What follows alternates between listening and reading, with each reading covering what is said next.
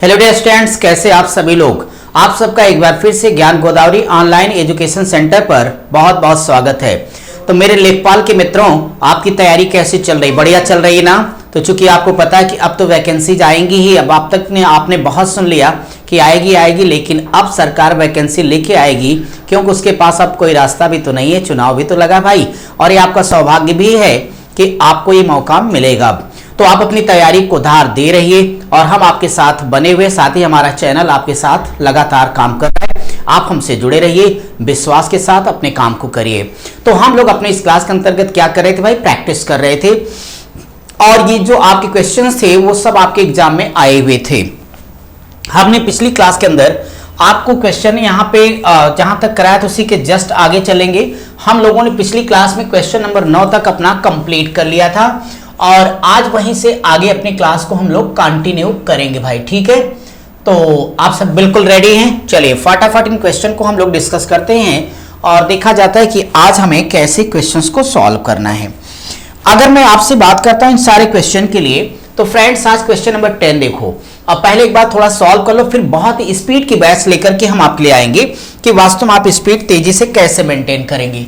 अब सबसे पहले आप लोग अपने क्वेश्चन नंबर 10 पर फोकस करिए। क्वेश्चन नंबर 10 देखो, कितना मजेदार सवाल है कि यहां कहता है कि अगर किसी भिन्न के हर में एक जोड़ दिया जाएगा, कहां जोड़ दोगे? हर में, तो फ्रैक्शन 1/2 हो जाएगी। यानी फ्रेंड्स पहली कंडीशन ये कह रहा है क्वेश्चन नंबर 10 के लिए कि अगर कोई फ्रैक्शन है, तो मान लिया कि फ्रैक्शन x/y है, इसके दो केस हैं और उन दोनों केसों को जरा ध्यान दो। कहता है कि अगर उसके हर में मैं एक जोड़ दूंगा, तो मेरे भाई हर तो y है ना, तो अगर हर में आप एक जोड़ोगे तो कितना आ जाएगा? 1/2 आएगा। इसका मतलब x/y + 1 बराबर 1/2 आएगा। ऐसा मैं नहीं कह रहा हूं, आपके क्वेश्चन में ऐसा लिख दिया गया। सेकंड केस को जरा देखो, तो वहां कहता है कि अगर अंश में एक जोड़ दिया जाएगा तो फ्रैक्शन कितनी हो जाएगी? 1 हो जाएगी। कोई टेंशन हमें नहीं है, तो आप इसे लिख सकते हो कि x + 1/y = 1। ये हमारी दूसरी कंडीशन है। डियर स्टूडेंट, अब दो चीजें हो सकती हैं कि अगर इसे केवल बाई ऑप्शन आपको हल करना हो, थोड़ा सा माइंड का प्रयोग करें तो आपको बिना हल के ही आंसर आ जाएगा। रही बात सॉल्व करने की, मैं सॉल्व करके भी आपको दिखाता हूं। देखो कैसे डायरेक्ट आंसर आएगा। कहता है कि एक ऐसा नंबर हमें लेके आना है कि अगर मैं उसके यहां पे जो आपको ऑप्शन लिखा है कि डिनोमिनेटर में एक ऐड करूंगा तो 1/2 हो जाएगा। ऐसे केस में आप जरा समझिए कि अगर अंश और हर हम दोनों की वैल्यू मान लेते हैं कि चलो x को हमने रख दिया 2 है, y को 3 रख देता हूं। तो आप जरा एक पल को समझें। पहले केस में अगर हम इसमें एक जोड़ देंगे तो नो डाउट ये आपका हो जाएगा कितने के? 1/2 के। यानी पहली शर्त का ये पालन करता है नंबर। ऐसे ही आप दूसरे केस को देखें, तो दूसरे केस में अगर मैंने x की वैल्यू को 2 रखा हुआ है तो 2 + 1 होगा, और बटे y का मान 3 हो जाएगा। तो देखो 3/3 बराबर 1 आएगा। यानी बिना सॉल्व के आप बड़े मजे के साथ अपना आंसर कितना बता सकते हैं? 5 बता सकते हैं। एक तरीका तो ये हो गया कि डायरेक्ट आप अपने माइंड में सेट कर दें, आपका उत्तर आ गया भाई। लेकिन जरा इसे सिस्टमैटिक तरीके से मैं अब आपको लगा के दिखा देता हूं कि वास्तव में जो क्वेश्चन दिया गया उसको हमें कैसे सॉल्व करना है। फ्रेंड्स यहां पे देखो, जो क्वेश्चन आपके लिए आ गया, इस क्वेश्चन को कुछ यूं समझिए कि जो पहली बात कही गई कि आप यहां पे करते हैं x/y + 1, थोड़ा इसे इक्वेशन के रूप में कन्वर्ट करो, तो देखो आपका ये क्या हो जाएगा यहां से? तो ये हो जाएगा 2x = यहां से होगा y + 1। जरा डिटेल में लगा के देखो, दूसरा मेथड है। अब यहां से इस y को पक्षांतर करिए तो आपके पास आ जाएगा 2x - y बराबर 1। इसे इक्वेशन नंबर फर्स्ट करिए। ओके, सेकंड केस में देखो, सेकंड केस का पक्षांतर करो तो आप यहां से कह सकते हो, पहला समीकरण आपने बना लिया, अच्छी बात है। अब दूसरा मैं लिखता हूं, तो आप कह दीजिए चूंकि x + 1 बराबर y हो जाएगा। अब इस y को इधर बुलाइए, इसको इधर भेज दीजिएगा, तो इस केस में आपके पास आएगा x - y = -1।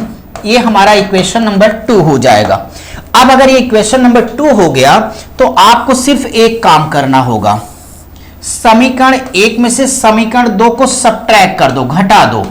घटाने पर देखो परीक्षा में इतना काम करने का समय नहीं मिलता, अब समझाना इसलिए समझा देता हूं, घटा देना। डियर स्टूडेंट जब आप घटा दोगे तो समीकरण 1 और 2 को यहीं पे देखना, तो यहां पे क्या आ जाएगा भाई, माइनस आ जाएगा, और यहां पे आपका माइनस ए बी, तो यहां क्या होगा प्लस, ये माइनस है तो क्या हो जाएगा, प्लस हो जाएगा। अब अगर ये प्लस हो गया तो आप देखिए कि आपको करना क्या है, आपको सिर्फ एक काम करनी है यहां पे कि इसको सॉल्व करता हूं मैं, तो 2x है और 2x में से x गया तो कितना आ गया, x बराबर, यहां पे y देखो माइनस है, ये y प्लस है तो कट जाएगा भाई, ये आपका प्लस 1, ये भी प्लस 1 हो गया, तो आपका ये कितना आ गया, 2 आ गया। देखो x का मान 2 आ गया, और हम किसी भी समीकरण में रख देंगे तो y का मान हमारे पास कितना आ जाएगा, देखिए ना, चाहे जिस समीकरण में रखिएगा y का मान 3 आ जाएगा। लेकिन आपका प्रश्न क्या था कि अंश और हर का योगफल क्या होगा, तो डियर स्टूडेंट्स अंश का मान 2 है और हर का मान 3 है, 2 3 5 है, इसीलिए आपका एक करेक्ट आंसर हो जाएगा। क्लियर है सबको? चलिए भाई अब हम आपके लिए जरा अगले क्वेश्चन पे डिस्कस करेंगे, तो आप सब रेडी होंगे। तो क्वेश्चन नंबर देखिएगा नेक्स्ट 11 नंबर। अब ये 11वां सवाल क्या कहेगा, 11वां ये कहता है, बहुत मजेदार सवाल है कि 3 भिन्न भिन्न पात्रों में भिन्न भिन्न मात्राओं के दूध और जल के मिश्रण है, अच्छी बात है, जिनकी माप 403 लीटर, 434 लीटर और 465 लीटर है। तो आपका 11 नंबर की क्वेश्चन में इन्होंने क्या कह दिया कि 403 साथ ही साथ 434 और अगला नंबर है 465, ये माप दी गई है। कहते हैं बड़े से बड़े माप को क्या होना चाहिए जिससे सभी मात्राओं को पूर्णतः मापा जा सके, यहां से मुझे एक आंसर देना है। मैं बताऊं ऐसे क्वेश्चन जब मिलेंगे तो आपको ऐसे हर सवाल में क्या निकालना है, HCF निकालना है। HCF पढ़ा ना आपने, महत्तम समापवर्तक। निकालने के तरीके अभाज्य गुणनखंड की विधि है, कॉमन फैक्टराइजेशन मेथड यानी गुणनखंड को कॉमन करके आंसर निकालना है, भाग विधि होती है, एग्जामिनेशन मेथड होता है। जब आप मेरे साथ डिटेल में क्लास को करिएगा तो जो मेरी लाइव क्लास वहां पर आप मेरे साथ जुड़ेंगे तो चीजें मैं एकदम विस्तार से आपको समझाऊंगा। यहां जरा स्टार्ट में कैसे आंसर निकालना, चूंकि मैं प्रैक्टिस करा रहा हूं तो उतना आप समझ लो, डायरेक्ट आंसर कैसे लेना है। एक तरीका तो ये हो सकता है डियर स्टूडेंट्स कि सबसे 60, देखो इन सारे लोगों के बीच में जो डिफरेंस है, अंतर है, देखो ना 31 का अंतर है। अब आंख बंद करके 31 जहां लिखा वही आंसर टिक कर देना, कुछ लगाने की आवश्यकता ही नहीं। सबके बीच में देखो 31 का डिफरेंस गया। और दूसरा तरीका अगर आप ये ना करना चाहें तो बस केवल इसके एक फैक्टर कर लेना, केवल किसी एक नंबर का, तो इसका फैक्टर कितना होगा, 13 गुणे 31 होगा। और देखना कि क्या 13 से कटेगा, कभी नहीं कटेगा, ये कटेगा बिल्कुल नहीं, तो इसको छोड़ दो, तब भी आपका क्या आंसर होगा, 31 होगा। तो चाहे जो तरीका आप लगा लेना, आपका आंसर एक ही आएगा। ठीक है, तो इसका आंसर अपना क्लियर हो गया 31। अब मैं आप सबके लिए आगे के क्वेश्चन डिस्कस करूंगा, तो चलिए अब जरा हम लोग 11 के बाद अपने क्वेश्चन नंबर 12 की तरफ बढ़ेंगे और ये देखेंगे कि 12वें सवाल से आप सबको क्या करना है और कैसे करना है। भाई ठीक है, तैयार हैं सारे लोग? अब अगर आप तैयार हैं तो यहां पे आपको एक चीज मिल जाएगी कि अगर मैं बात करूंगा आपके लिए इन क्वेश्चंस के लिए, तो देखिए भाई आपके पास जो क्वेश्चन नंबर 12 लिखा है, इस 12 नंबर को आप कैसे करोगे ये आपको समझना है। 12 नंबर क्या है, कहते हो कि 720 मिठाइयां बच्चों में बराबर बराबर बांटी जाती हैं। अच्छी खबर है ये, प्रत्येक बच्चे को मिली मिठाइयों की संख्या बच्चों की कुल संख्या, अच्छा, कुल संख्या के 20% के बराबर है।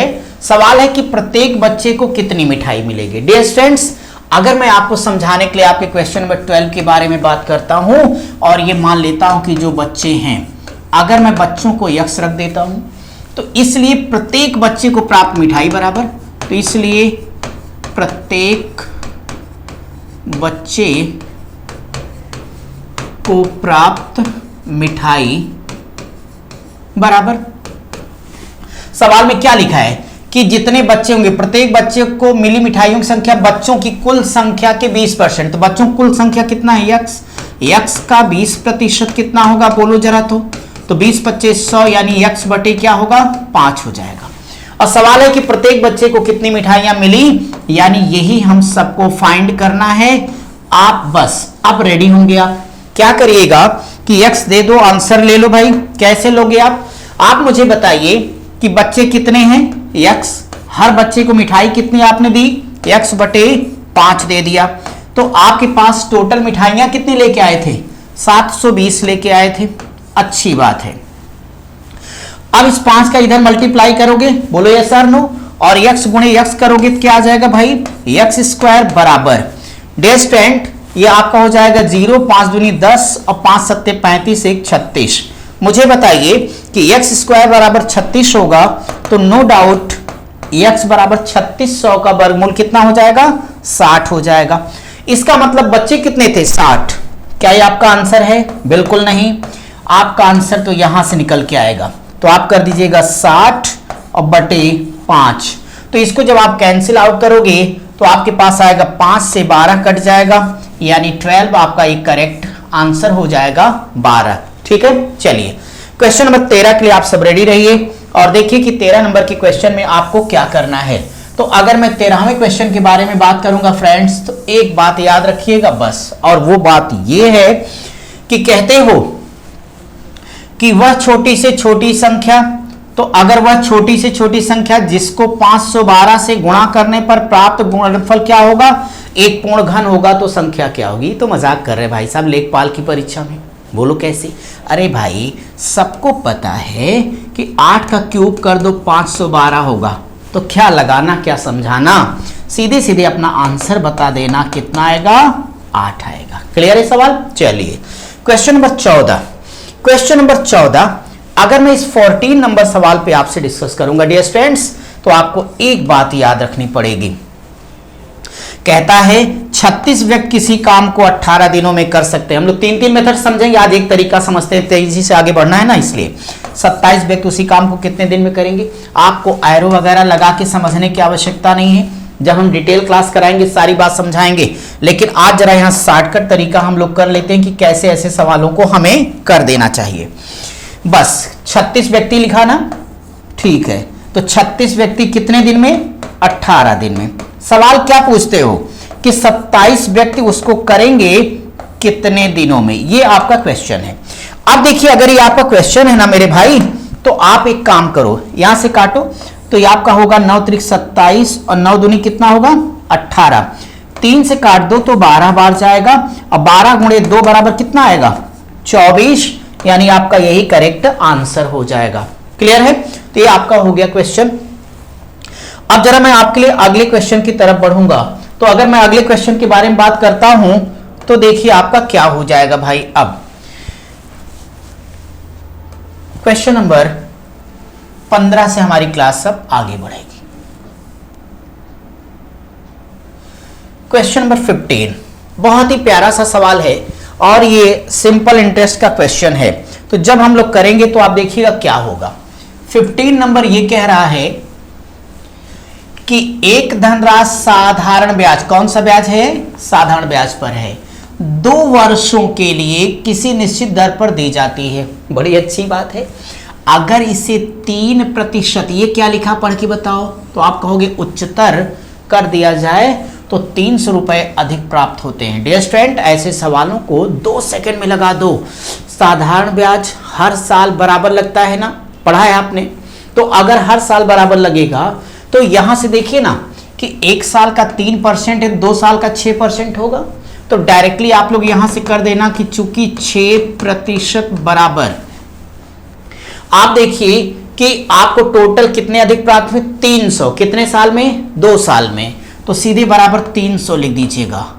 अब आपसे कहता है कि वो धनराशि क्या है, यानी मूलधन पूछ रहा है, प्रिंसिपल पूछ रहा है, पी, तो आप चिंता ना करें, पी को रखिएगा 100%। ऐसे क्वेश्चन में आप हमेशा करेक्ट आंसर जल्दी दे पाओगे, किसी फार्मूले की आवश्यकता नहीं है। तो 6% बराबर 300, और इसलिए यहां से कर दीजिएगा 100% बराबर, बोलो 6 25 30, ये 50 होगा, 2 जीरो ले जाके बढ़ा देना, तो 5000 जिस विकल्प में लिखा होगा वही आपका करेक्ट आंसर पहला हो जाएगा। ठीक है, चलिए क्वेश्चन नंबर 16 की तरफ बढ़ते हैं और बड़े एक मजेदार सवाल को फिर से डिस्कस करेंगे और ये देखेंगे कि 16 नंबर का सवाल हमसे क्या चाहता है। कहता है एबीसी एक कंपनी में हिस्सेदार हैं, शेयर होल्डर हैं, बहुत अच्छा है।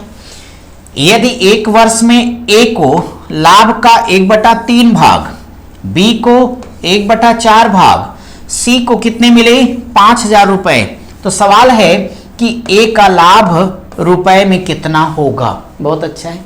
देखो इस क्वेश्चन नंबर 16 के बारे में बात चल रही है।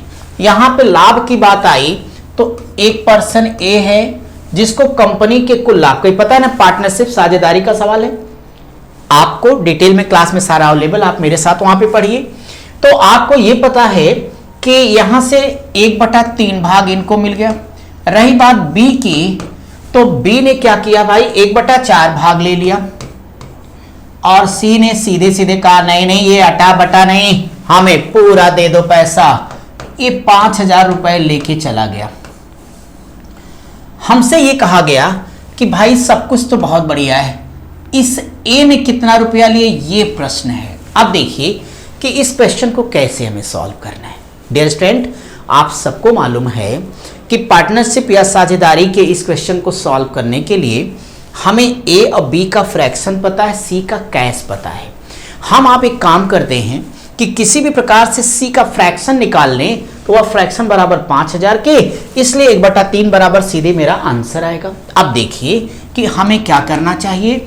जब भी फ्रैक्शन है तो टोटल किस में से घटाना है, एक में से। तो अगर आप सी का लाभ निकालना चाहें तो 1 माइनस करिएगा। अब इसमें से 1/3 ए का, 1/4 बी का आप लोग घटा देना। मुझे बताओ इसे कैलकुलेट करोगे तो आपका 1 माइनस 4 3 7/12 तो बराबर 5/12 आ जाएगा ना, किसका, सी का। अब आप लोग बड़े ताव से ये कह सकते हैं कि चूंकि 5/12 यूनिट बराबर यही कितने के, 5,000 के। बिल्कुल मत परेशान हो, इसलिए ए का कितना मेरे भाई, जो पूछा है डायरेक्ट वही निकालिए, पूरा निकालने की आवश्यकता नहीं। ए का है 1/3, ये बराबर कितने के होगा। डियर स्टूडेंट, यहां पे एक बात बता दूं आपको कि ये देखो ऊपर का है 5 ना, इससे आराम से काट लो, कोई नुकसान नहीं। ये 12 ले जाके मल्टीप्लाई कर लेना, तो सीधे आपका ये कितना हो जाएगा, 12,000 हो जाएगा। ये तो पता है ना, नंबर आके सीधे क्या होता है, मल्टीप्लाई होगा। ये मल्टीप्लाई होगा, बोलो 3 चौक 12, यानी करेक्ट आंसर आपका कितना आ गया, 4,000 आ गया। तो जब 4,000 आ गया तो आपका ऑप्शन कौन सा बैठेगा, बी, यही करेक्ट आंसर हो जाएगा। समझ में आ गया सबके। चलिए आगे बढ़ेंगे। तो आगे बढ़ना है तो हम लोग जरा एक काम अब करेंगे और अपना क्वेश्चन नंबर 16 से हम लोग आगे बढ़ते हैं। देखते हैं भाई 17वां सवाल हमारी क्लास का क्या होने वाला है। क्वेश्चन नंबर 17 से हम लोग स्टार्ट करते हैं। अब अगर क्वेश्चन 17 के बारे में बात करते हैं तो 17 आपके सामने है। 17 में लिखा है एक समबाहु त्रिभुज, इक्विलैटरल ट्रायंगल की बात करें जिसकी सभी भुजाएं आपस में क्या होती हैं भाई, बराबर होती। ये तो पता है ना सबको, ओके। अब ये कह रहे हैं कि ऊंचाई, इसकी ऊंचाई ये होगी, तो इसकी ये हाइट या ऊंचाई क्या होगी, ये आपका क्वेश्चन है। डियर स्टूडेंट, आपने पढ़ा होगा कि समबाहु त्रिभुज की जो ऊंचाई होती है वह होती है √3/2 अगुणे इसकी साइड यानी भुजा होती है। ये इसका फार्मूला है। अब इससे आसान सवाल तो ढूंढने पर आपको नहीं मिलेगा। कहता है ऊंचाई क्या होगी जिसकी प्रत्येक भुजा 4 सेंटीमीटर है। तो लो, भुजा तो आपने खुद ही बता दिया, तो मैं कह दूंगा कि मैं इसका आंसर दे देता हूं √3/2। ये जो भुजा है वो अपने क्वेश्चन के हिसाब से वहां पे कितने लिखी गई, 4 सेंटीमीटर। बोलो 2 दूनी 4, तो 2√3 सेंटीमीटर आपके इस क्वेश्चन का आंसर होगा, और ऐसा विकल्प बी है और यही आपका करेक्ट आंसर है। क्लियर है सबको। चलिए मेरे भाई क्वेश्चन नंबर 18, 18वां सवाल, एक मजेदार सवाल, इसके बारे में भी बात होनी चाहिए। यहां पे प्रश्न में कहते हैं कि एक त्रिभुज की 3 भुजाओं की लंबाइयां 35, 40 और 45 सेंटीमीटर है।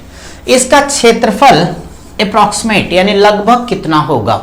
उत्तर दशमलव में देना है आपको पता है नहीं कौन सा है, स्केलेन ट्रायंगल है, विषम बाहु त्रिभुज जिसकी तीनों भुजाएं अलग अलग हैं, तो आप देखिए कि जब आपके पास विषम बाहु त्रिभुज होगा डियर स्टूडेंट्स, तो विषम बाहु त्रिभुज का क्षेत्रफल आपको पता है ना क्या होता है, ठीक है, वो होता है under root s into s minus a into s minus b और इंटू यस माइनस सी।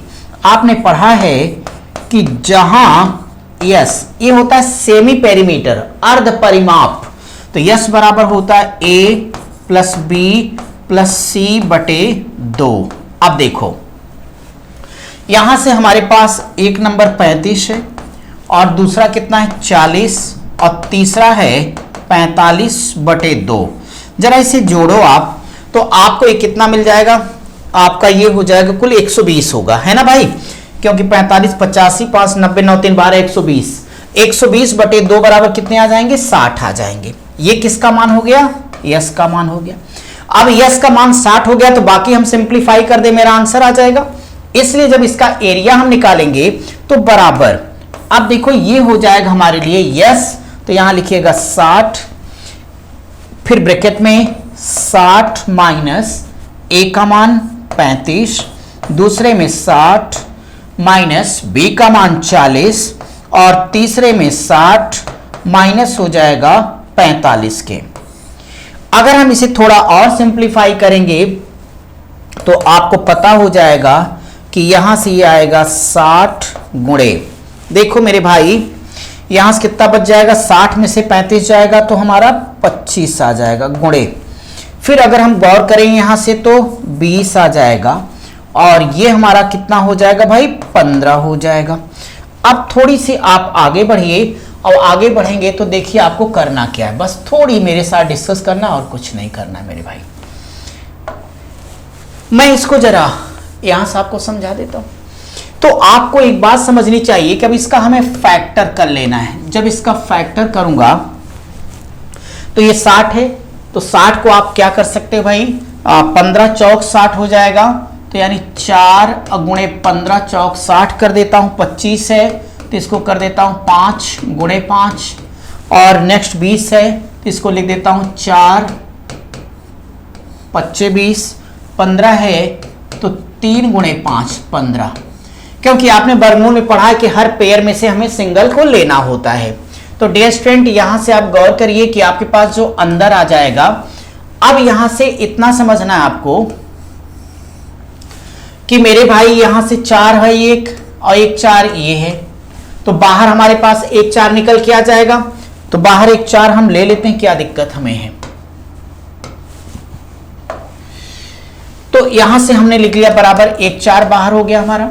फिर ये देखो 5 का जोड़ा बना है, ये 5 भी हमने ले लिया, फिर इस 5 का जोड़ा बना है, इसको भी हमने बाहर ले लिया, तो हमारे पास से आ गया अब तक कितना 5 25 25 25 चौक 100, और जो अंदर रह जाएगा वो देखो यहां से एक 15 रह जाएगा और एक 3 रह जाएगा, है ना, तो 15 तिया 45 होगा, क्योंकि इसका फैक्टर बनना नहीं है, तो ये 15 तिया 45 हो जाएगा आपके पास। ओके, ये हो जाएगा 4 25 20 25 100 के 100 गुणे 45 होगा। तो निश्चित तौर पे आपने अगर इसे पढ़ा है तो आपका 45 का जब अंडर 45 का हम वर्गमूल निकालेंगे तो ये हमारे पास आएगा 6.7082 के, मल्टीप्लाई कर दीजिएगा तो आपका यही विकल्प निकल के आ जाएगा। ये हो जाएगा हमारे पास कितने के 670, 2 अंक बढ़ा दो तो 670 और दशमलव हो जाएगा 82 सेंटीमीटर स्क्वायर।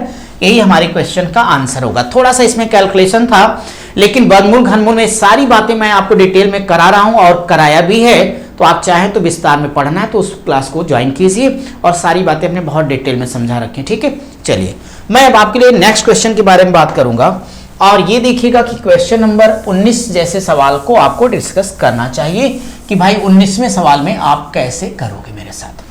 तो आप 19 देखिए।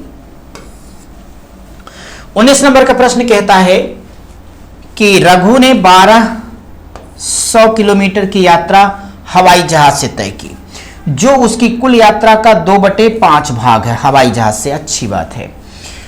उसने कुल यात्रा का 1/3 भाग कार द्वारा तय किया, ये भी ठीक है।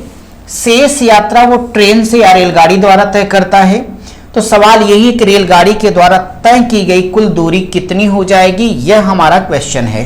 तो सबसे पहले क्वेश्चन नंबर 19 के बारे में अगर बात कर रहे हो आप, तो इतना तो समझ लो मेरे भाई कि हमें क्या क्या पता है। तो कम से कम इनके हिसाब से मैं बात करूंगा, तो सबसे पहले मैं ट्रेन से तय की गई डिस्टेंस निकालना चाहूंगा। 1 माइनस इस पर्सन ने हवाई जहाज से कितना निकाला है, 2/5 प्लस ये कार से भाग भाग के कितना गया, 1/3 गया है। अब आप इसे सिंप्लीफाई करिएगा तो 1 माइनस आपको पता नहीं कि 2 तियां कितना होगा, 3 दूनी 6 और प्लस 5 हो जाएगा, बटे मेरे भाई कितना आ जाएगा, 5 तियां 15। थोड़ा 1 मिनट बताओ कि 15 में से 11 जाएगा तो ये 4 बटे कितना आ जाएगा, 15। और ये क्या है, यही आपका क्वेश्चन है, क्योंकि ट्रेन के द्वारा उस पर्सन ने इतनी ही डिस्टेंस तय किया है, यही हमें फाइंड करना है। आपको एक बात समझ में आ रही क्या कि हवाई जहाज से वो कितना गया है, तो आप कहोगे सर वो तो 1200 किलोमीटर गया। मुझे एक बात बताओ कि हवाई जहाज का फ्रैक्शन कितना है, 2/5 है। तो आप सीधे यहां से कहिएगा चूंकि 2/5 यूनिट बराबर कितने के, 1200 के। इसलिए डायरेक्ट अपने क्वेश्चन पर आइए, ताम झाम नहीं लगाइए, फटाफट आंसर बताइए और ये बराबर हो जाएगा। यहां से जना ही नहीं उड़ाओ, तो 2 छक क्या होगा, 12। अब बोलो 5 छक कितना होगा, 30, यानी ये 3000 आ जाएगा। अब बार बार सिखाया कि नंबर क्या होता है, जाके फिर गुणा हो जाता है। और अगर ये गुणा हो जाएगा तो यहां से डायरेक्टली गुणा करना 4 और 4/15, बोलो 15 दूनी 30 और 4 दूनी 8, 100 किलोमीटर आपका करेक्ट आंसर होगा, विकल्प डी यही आपका आंसर है। समझ में आ गया सबको, अच्छी बात है। मैं अब आपके लिए आपके अगले क्वेश्चन पे डिस्कस करूंगा, और ये देखिए कि अगला क्वेश्चन आपका कैसे सॉल्व होने वाला है भाई। तो अगर मैंने यहां पे बात की आपसे अब क्वेश्चन नंबर 20 के बारे में कि भाई 20 नंबर का प्रश्न है और हमारे स्टूडेंट्स कैसे इसे सॉल्व करेंगे। अगर मैं यहां पे सॉल्व करने की बात करता हूं फ्रेंड्स, तो आप लोगों को एक ही बात समझनी पड़ेगी, और वो ये है कि एक शोधकर्ता ने निम्नलिखित प्रतिदर्श यानी सैंपल आंकड़ों को एकत्रित किया है। अच्छी बात है। इसका क्या बताना है, माध्यिका, मीडियन। माध्यिका आपने पढ़ा है ना, मीडियन नहीं पढ़ा तो पढ़िए मेरे साथ डिटेल क्लास में आकर के, आप लोग लाइव क्लास में जुड़े। तो आप यहां देखिए कि इसे मैंने वहां पे काफी इसको डिटेल माध्य, माध्यिका, बहुलक, समांतर माध्य, हरात्मक माध्य, गुणोत्तर माध्य क्या सब कुछ बताया, सबके बीच में संबंध भी बताया। आप देख पा रहे होंगे कि लेखपाल की परीक्षा में ये डीआई नहीं डायरेक्ट माध्यिका का सवाल है, तो आपको ये पढ़ के जाना है। और एक एक क्वेश्चन कितना मायने रखता है आपसे बेहतर कौन जानेगा। आज की तारीख में एक क्वेश्चन सही करते हो तो 10,000 लोगों से आगे, और एक गलत करते हो तो 10,000 लोगों से आप पीछे हो जाते हो। तो आप समझ सकते हैं कि एक एक सीट पे कितना संघर्ष है। अभी चाहे जितना कोरोना आ गया, संघर्ष इतना नहीं घटा पाया कि एक सीट पे 10 होंगे, क्योंकि हम सब इतने ताकतवर हैं। बाकी तो देखा जाएगा, कोरोना ने ताकत तो सबको दिखाई दिया है। इस क्वेश्चन में क्या करना है, इस क्वेश्चन में आपको ये करना है फ्रेंड्स कि इनको माध्यिका बतानी। देखो पहले ये तय कर लिया जाता है कि माध्यिका, अब माध्यिका सम पदों की होती है, विषम पदों की होती है। तो पहले तो पद चेक करो, 1 2 3 4 5 6 7 8 9 10 11 है। तो डियर स्टूडेंट्स, सबसे पहला काम पदों की संख्या, बहुत बड़ा काम। तो पदों की संख्या विषम निकल गई। अब मजा आ गया, जब पदों की संख्या विषम होती है तो डियर स्टूडेंट कुछ नहीं करना होता, n+1/2 कर दो बराबर, सीधे आपकी माध्यिका निकल के आ जाती है। और जब सम होता है तो क्या करना होगा, हम आगे आपको सिखाएंगे क्लास में। यहां सवाल को सॉल्व करते हैं। जब ऐसे नंबर मिले तो सबसे पहले इनको असेंडिंग ऑर्डर या डिसेंडिंग में सेट किया जाता है, यानी आरोही क्रम या अवरोही क्रम। तो चलो सबसे पहले मैं इसको आरोही क्रम में लगा देता हूं। क्वेश्चन नंबर 20, आरोही क्रम, असेंडिंग ऑर्डर, नंबर को असेंडिंग ऑर्डर में लगाओ। सबसे छोटे से बड़े की तरफ जाओ। इसमें आप सबको ये दिख रहा होगा कि सबसे छोटा नंबर कौन सा भाई, 1 है। तो सबसे पहले मैंने यहां पे 1 को लिख दिया। क्यों लिखा हूं अभी बताता हूं। जब 1 को ले लिया तो आप इसमें ढूंढोगे, मुझे साफ साफ दिख रहा है, आप भी देखें तो यहां 4 आएगा। तो 1 के बाद मैंने 4 लिख दिया, अच्छी बात है। फिर यहां देखो 5, तो एक बार यहां 5 है, 2 बार और 3 बार। तो कुल 3 बार 5 आया, लिख दो ना, कोई टेंशन लेने की जरूरत नहीं है। 5 के बाद इससे बड़ी संख्या आपको कौन सी दिख रही? 6, तो 6 एक बार और 1 2 बार आया, तो यहां 6 को हमने 2 बार लिख दिया। अब 6 के बाद में कौन सा बड़ा मिला आपको? 7, यहां 7 को लिख दो। 7 के बाद आपके पास कौन आ रहा है भाई? 8, ये भी हो गया, तो 7 हो गया, 8 हो गया। अब आपके पास 12 बचा, वो कितनी बार आया? 2 बार आया। ठीक है, क्लियर।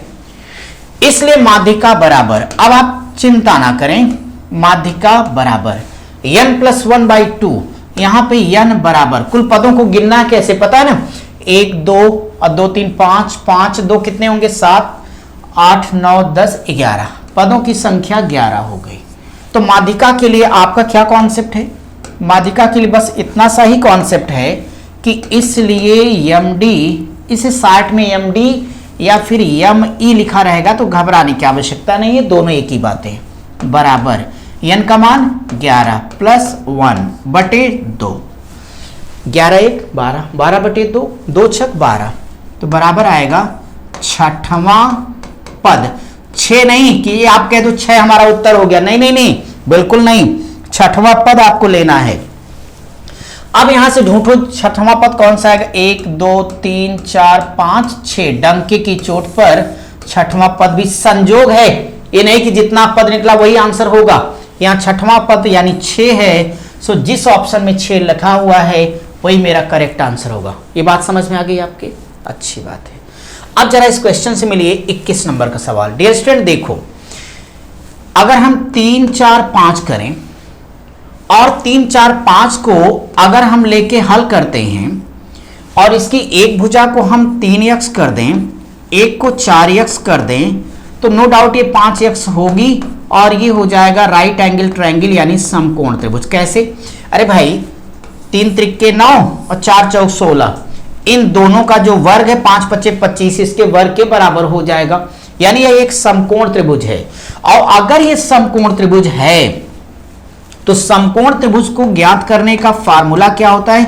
1/2 आधार गुणे ऊंचाई, तो आपके पास आ जाएगा ये 4x और इंटू हो जाएगा 3x, बोलो 2 दूनी 4, तो यहां से हो जाएगा 2 3 6x², और ये 6x² बराबर किसके होगा? 216 के होगा।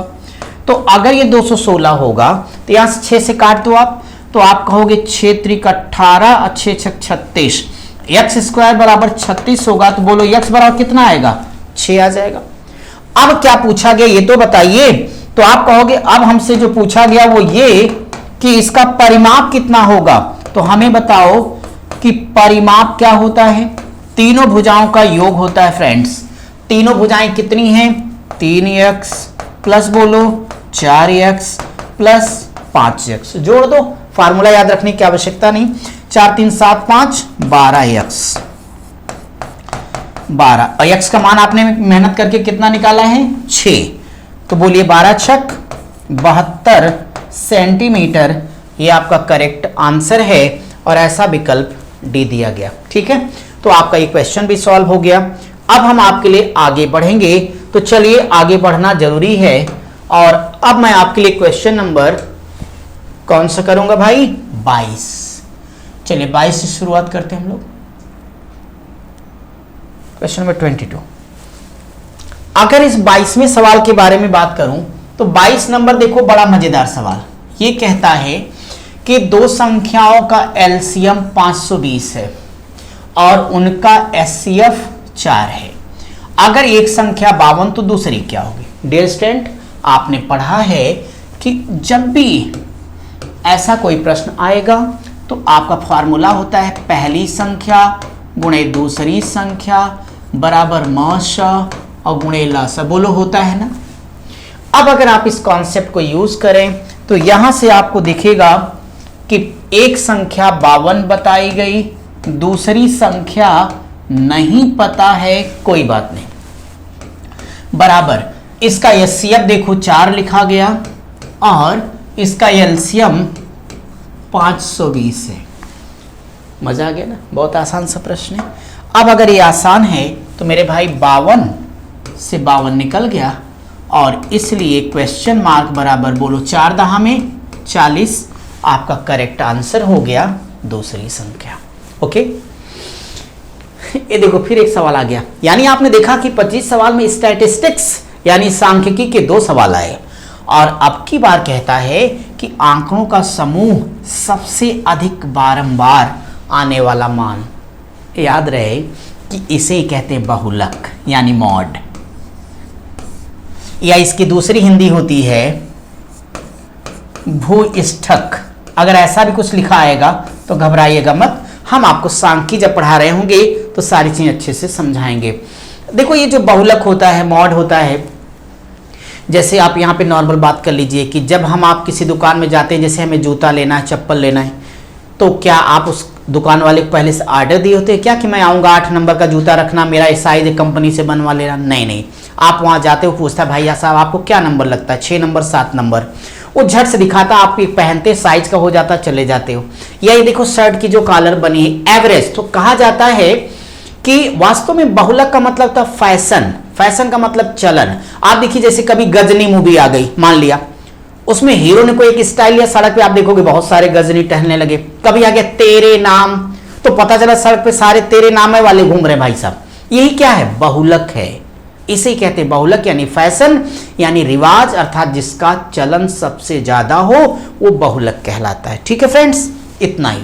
तो आंकड़ों यहां पे आपका आंसर हो गया बहुलक, हो गया क्लियर है। चलिए 24वां सवाल देखेंगे। अगर मैं आपसे 24 नंबर की बात करता हूं तो एक बढ़िया सवाल। अब इस 24 को हमें कैसे करना है वो हम समझेंगे। 24 नंबर हमसे कहता क्या है कि किसी कक्षा के 15 विद्यार्थियों की औसत आयु 15 है, बहुत अच्छी बात है। अगर 5 विद्यार्थियों की औसत आयु 14 है और 9 विद्यार्थियों की 16 है, सवाल है कि 15वें विद्यार्थी की आयु क्या होगी। बहुत आसान है, सीधे आप लोग ऐसे कर रहे हैं, 15वां जो पूछा हो लगा देना क्वेश्चन मार्क बराबर। मुझे एक बात बताइए कि अगर मैं 15 लड़कों की कुल उम्र में से 14 लोगों की उम्र को घटा दूं तो जो एक व्यक्ति होगा चिरकुट टाइप का, उसी की उम्र तो आएगी और वही मेरा उत्तर होगा मेरे भाई। तो आप चिंता बिल्कुल मत करिए, यहां कर दीजिएगा 15 गुणे 15 माइनस ये जो 5 बाबू लोग हैं इनका एवरेज कितना लिखते हो आप? 5 का 14, अच्छा लगा। और बाकी कितने? 9। उन 9 का कितना लिखा मेरे भाई? 16। ये भी मैंने लिख दिया। मुझे इतना आप लोग बता देते कि 15 का 15 में स्क्वायर करोगे 225 आएगा, बोलो यस और नो। 14 25 कितना होगा? 70 प्लस 16 नवा 144 हो जाएगा, बोलो होगा। अब आप इसे कैलकुलेट कर लीजिए तो आपका ये कितना आ जाएगा भाई? 224 आ जाएगा। तो 225 ये हो गया, माइनस यहां जोड़ लिया तो हमारे पास 4 हो गया, और 7 4 11 हो गया अपने पास ये, और 1 1 2 214 सॉरी। तो 225 में से अगर 214 को घटा दीजिए तो ताव से आपका आंसर कितना आता है भाई? 11। यही आपका आंसर हो जाएगा। क्लियर है सबको? चलिए आज हम लोग अपने इस लेखपाल 2015 के सेट का अंतिम सवाल सॉल्व करेंगे, जिससे आपने केवल इतना ही सीखा है कि वास्तव में जब भी हमारे पास इस तरह कोई क्वेश्चन आएंगे तो हमें क्या करना है। तो हम लोगों ने 24 अभी कर ही लिया। अब हम लोग अपने इस अंतिम सवाल के लिए करते हैं। आज का क्वेश्चन है, क्या है? समचतुर्भुज। समचतुर्भुज यानी रोम्बस। समचतुर्भुज के बारे में जानते हैं ना कि इसकी भी क्या होती है? सभी भुजाएं बराबर होती हैं फ्रेंड्स। तो इसकी सभी भुजाएं बराबर होती हैं, अच्छी बात है। परंतु इसका एक भी कोण 90 डिग्री का नहीं होता, अर्थात कुछ यूं। 25वां सवाल है, हम लोग इसे मेंसुरेशन पढ़ते समय करेंगे।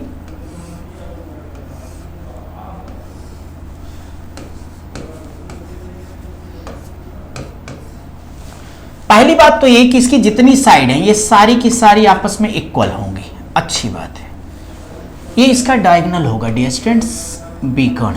मान लो कि पहला है, ये इसका दूसरा विकर्ण डायगोनल D2, और इसे आप लोग मोस्ट इंपॉर्टेंट कर देना, ये बार बार आप लोग से पूछा जाता है। जानते हो मजेदार बात क्या है?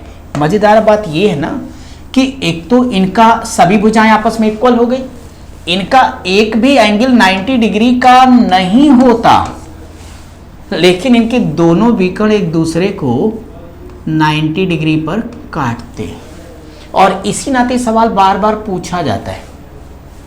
और यह एक ऐसा चतुर्भुज है जिसका एरिया भी मजेदार है। यह होता है 1/2 इंटू D1 इंटू D2, जिसे आप लोग क्या कहते हैं कि सम चतुर्भुज का क्षेत्रफल बराबर 1/2 गुणे विकर्णों का गुणनफल। तो अच्छी बात। अब देखते हैं कि हमारा सवाल क्या है।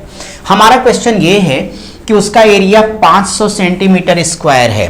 हमने कहा बहुत अच्छा, 500 लिख देता हूं बराबर 1/2 गुणे कर देता हूं। कहते हो एक विकर्ण की लंबाई 25 सेंटीमीटर है। बहुत अच्छे होशियार चंद।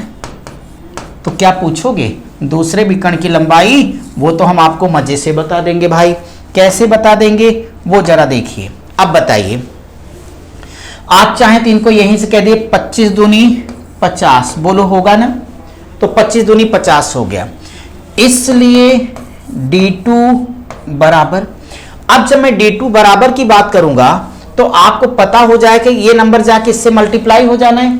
चूंकि D2 गुणे 1/2 तो उधर से वो जाके क्या हो जाएगा 20, और 20 गुणे 2 तो 20 दूनी 40 सेंटीमीटर। ये हमारे क्वेश्चन का आंसर होगा। ठीक है फ्रेंड्स, तो आज हमने अपना एक सेट यहाँ पे कंप्लीट कर लिया और आप इसे अच्छे से करिए। उम्मीद है कि आपको समझ में आया होगा। कोई दिक्कत होगी तो आप कमेंट करके हमें बताइए, और साथ ही साथ आपको विस्तार से पढ़ना, चूंकि इस लॉकडाउन में अगर आपने अच्छे से पढ़ाई नहीं की, बहुत चीज़ें भूल गए होंगे, सो आप हमसे लाइव भी जुड़ सकते हैं। और हम आपसे लाइव मैथ की क्लास लेके फिलहाल तो मिल रहे 11:45 पर। तो आप वहां पे 11:45 पर आप हमारे इस ज्ञान गोदावरी ऑनलाइन एजुकेशन सेंटर पर हमें सर्च करिए और हम आपके साथ लाइव मैथ्स को पढ़ा रहे हैं। तो वहां पे आप जुड़िए, कमेंट करिए, जो डाउट्स हैं उसको आप पूछिए। मैं हर क्षण आपके साथ हूं। और साथ ही साथ फिर से एक नया सेट पेपर लेखपाल की परीक्षा के आए हुए पहले सवालों को मैं सॉल्व करा लेता हूं। फिर आपके लिए जितने संभावित क्वेश्चंस हैं वो हम आपको सब फ्री ऑफ कॉस्ट देते रहेंगे। लेकिन जो हमारी ऑनलाइन क्लास है वो बहुत एक मिनिमम चार्ज होगा और एक बेहतरीन क्वालिटी के साथ हमारी पूरी टीम, सिर्फ मैं ही नहीं, हमारे सारे टीचर आपके साथ मिलेंगे। सो आप पहले शुरुआत करिए 11:15 11:45 पर लाइव हमारे साथ जुड़िए और बाकी वीडियो के माध्यम से मैं आपको पढ़ाता रहूंगा। तब तक आप सब पढ़ते रहिए, स्वस्थ रहिए, मस्त रहिए। Thank you.